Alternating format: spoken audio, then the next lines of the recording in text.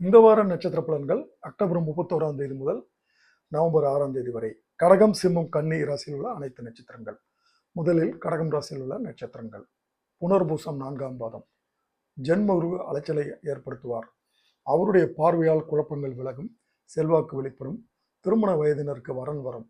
வெள்ளி அன்று விழிப்புணர்வுடன் செயல்பட வேண்டும். பூசம் அஷ்டமஸ்தானத்தில் ராகு சஞ்சரிப்பதால் தொழிலில் அக்கறை தேவை. உத்தியோகத்தில் இருப்பவர்களுக்கு மறைமுக தொல்லை ஏற்படும். வெள்ளி சனிக்கிழமைகளில் நிதானமாக செயல்படுவது மிகவும் நல்லது. ஆயில்யம் புதன் வக்கரம் அடைந்திருப்பதால் அனைத்திலும் நிதானம் அவசியம். சொத்துக்கள் வாங்கும் பொழுது ஒப்பந்தங்களில் விழிப்பாக செயல்பட வேண்டும். சனிக்கிழமை ஞாயிற்றுக்கிழமைகளில் கவனமாக செயல்பட வேண்டும்.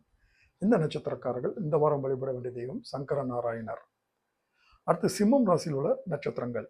மகம் ராசிக்குள் கேது, சப்தமஸ்தானத்தில் ராகு, விரயஸ்தானத்தில் குரு சஞ்சரிப்பதால் வரவு செலவுகளில் விழிப்பாக செயல்பட வேண்டும். நண்பர்களிடம் எச்சரிக்கை அவசியம். வியாபாரத்தில் புதிய முதலீட்டிற்கு முன் கவனம் தேவை.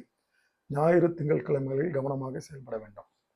பூரம் சுக்கிரன் சஞ்சாரம் சாதகமாக இருப்பதால் வியாபாரத்தில் லாபம் கூடும், பணம் புழங்கும், தம்பதிக்குள் சங்கடம் விலகும், பொருள் சேரும்.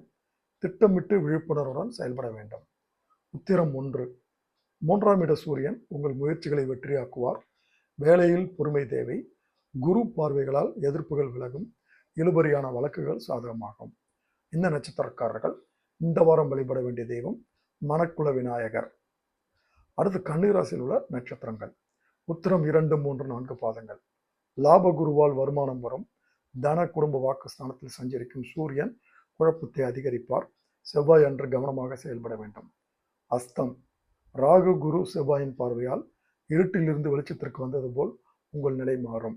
புதன் அன்று புதிய முயற்சிகளை கண்டிப்பாக தவிர்க்க வேண்டும். சித்திரை 1, 2 பாதங்கள்.